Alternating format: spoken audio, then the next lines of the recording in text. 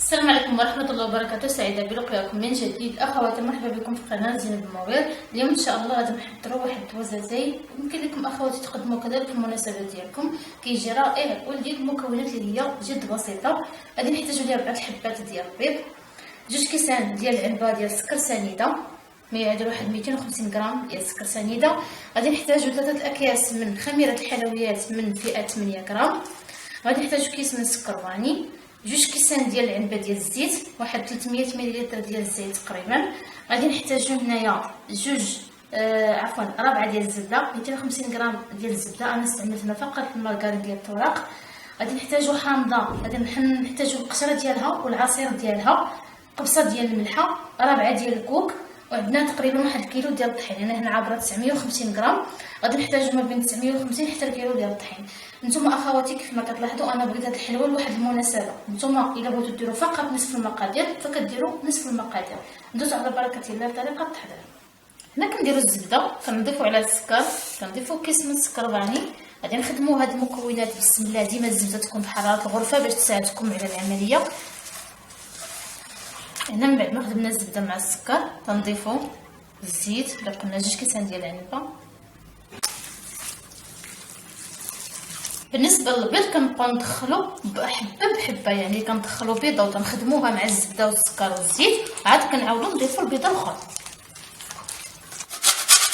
هنا تنحك ديك القشره ديال الحامض. ديما الحامض كنخليوه اخر حاجه حتى كنبغيو يعني ما نحكوش من قبل، حتى كنبغيو نعجنوا الحلوه ديالنا عاد كنحكوه، لانه دغيا فيه واحد يعني كتعرفوا ان القشره تاع الحامض فيها زيوت طياره، يعني دغيا كتحيد الفعول ديالها. هنا تنعصروا الحامضه. انا بعض المرات كندير حتى البرتقال، يعني حتى يعني القشره ديال البرتقال كناخذ واحد 2 حبات ديال الليمون، حتى هما غير كنحك لهم القشره ما تنعصرهمش. كندير واحد القبيصه ديال الملحه صافي. غادي نبدا على بركه الله نخلط، وغادي نضيف الكوك هو الاول. بالنسبه للكوك الاخوات بزاف اللي تيسولوا على النوعيه الجيده ديال الكوك، كنقول لكم اخواتي ديما اختاروا الكوك اللي كيكون ميدم، كيكون باقي بالزيت ديالو. هذاك هو الكوك اللي كيكون شويه غالي في الثمن ديالو، وانما تيكون واحد الكاليتي مزيانه وتتكون فيه الريحه ديال الكوك. كاين واحد عاوتاني ماركه عيانه هي اللي كيكون فيها ناشف، هذاك كيكونوا عاصرينه من الزيت. وحتى بزاف ملي كيتشكاو من الحلوه ديال السميده والكوك كتخسر ليهم، فيعني الكوك كيلعب دور. نضيفو دابا الكوك. من بعد ما ضفنا الكوك غادي نبدا على بركه الله نضيف الطحين ديما تنقول ما تنعجنوش، يعني ما الحلوه كلها ما كتعجنش ما كتدلكش. كنجمعوه غير بصباعنا هكا، وملي تنجمعوه تنعجنوها بحال العجينه ديال الصابلي باش تجينا مرمله في الماكله. هنا غادي ندخلو فيها الخميره، ندخل فيها الخميره كيف ما كتلاحظوا ديما غير بالاطراف ديال الاصابع ديالنا.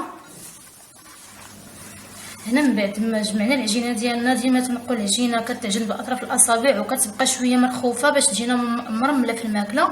من بعد كنخدموا هانتوما كناخذوا القياس تقريبا ديال 30 غرام وتنخدموا بالكفوف ديالنا. اللي ما عندهاش الميزان راه عينيها ميزانها كيف ما تنقولوا. غادي ننزلها في اللاطه ديال الفران. من بعد ما غادي نعمر اللاطه تناخذ بيضه، وغادي نزيد لها كيس من السكر فاني، بيضه كامله يعني بصفرها ببيضها. غادي نطربها مع كيس من السكر فاني، وغادي نزين غنغرس فيها اللوزه. ما عندكمش لوزه ديروا كاوكاوا، يعني اللي متوفر عند السيده، ديما تنقول اللي متوفر.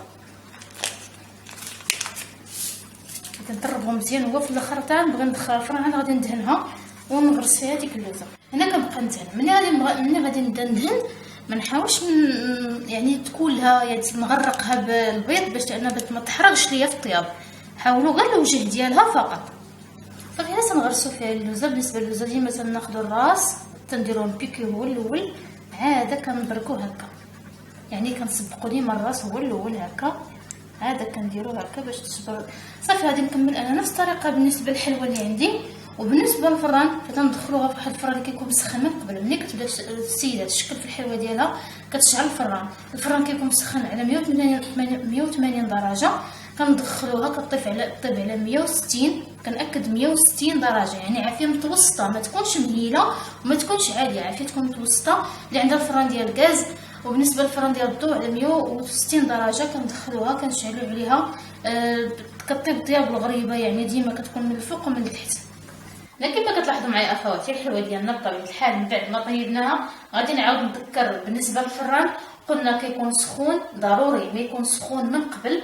كندخلوا ليه الحلوه كنخليوها على 160 حراره متوسطه، لان الا نقصنا العافيه غادي تبقى لنا خضره، غادي يعني كما كنقولوا غادي يشربها الفران، غادي تدخل غادي نبقى نتسناو فيها يعني العافيه مهيله غادي تشرب وغادي تجينا قاصحه. لهذا كنقول لكم العافيه تكون متوسطه باش تطيب لينا طياب مقاد من التحت. ديما الغريبه راكم عارفين الطياب ديالها كنشعلوا عليها السخونيه من الفوق، كنعطيوها السخونيه من الفوق حتى وكان كطيب كتبان لنا تشقات، من بعد هذا كنزلوا لتحت وكنشعلوا عليها غير واحد دقيقه ولا جوج طيب من التحت، وكنخرجوها نقدموها بالصحه والراحه. غادي نقسم معكم وحده نتوما شوفوا الطياب ديالها كيف تيجي. هنا غادي تلاحظوا معايا الحلوه ديالنا طيبه مرمله، كتجي مرمله من الداخل، كتجي هائله جدا. هذه الحلوه هذه ان شاء الله تجربوها وتنال اعجابكم.